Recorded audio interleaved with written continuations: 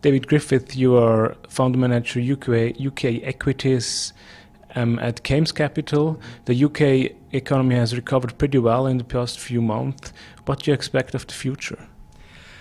I think the recovery will continue to go reasonably well in the UK.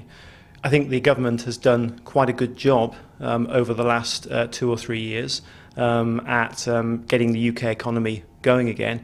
And that was in the face of quite a lot of scepticism. If you think back 3 or 4 years, a lot of people were quite worried about the UK economy.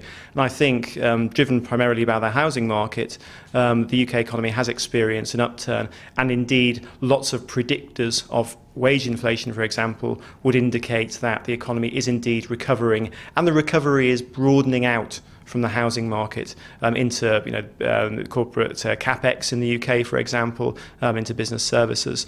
So I think on the whole, commentators have been favourably surprised by the performance of the UK economy. Looking forward, the Bank of England is clearly worried that the housing market, especially in the southeast of England, London particularly, is a little bit overheated. I think what you're likely to see, first of all, is some what you might call non-conventional tightening of policy. So I don't think an immediate interest rate rise is likely. It's certainly not priced in by the market. But you might see the banks being asked to put more capital behind UK mortgages, for example, or affordability criteria being compressed a little bit. And that might just take the heat out of the housing market a bit. Talking about the housing market, do you think London is heading towards a bubble? I think at the very, very high end, London is approaching very high valuations, yeah. I mean, you don't have to go very far out of London, though, to get a very different picture. So I don't know if you go to Norfolk or if you come up to Scotland, I don't think there's any housing bubble there. I mean, house prices are structurally higher in the UK for a number of reasons. I don't see that changing anytime soon. I think that will persist. So I don't think there's a bubble outside of maybe a very concentrated, high-priced area of London where things do feel a bit hot. Yeah. Let's talk about the equity market. The FTSE 100 has reached really high levels in the past few weeks. Is there still air for more growth? I think long term there is room for appreciation in the market.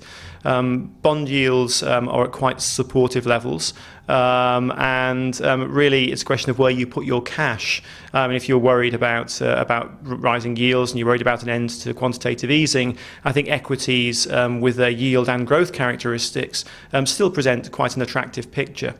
In the short term, I'd be a bit more cautious. What you've seen in the past 2 or 3 months is a rotation into defensive stocks within the market. So, for example, large cap oil or food producers.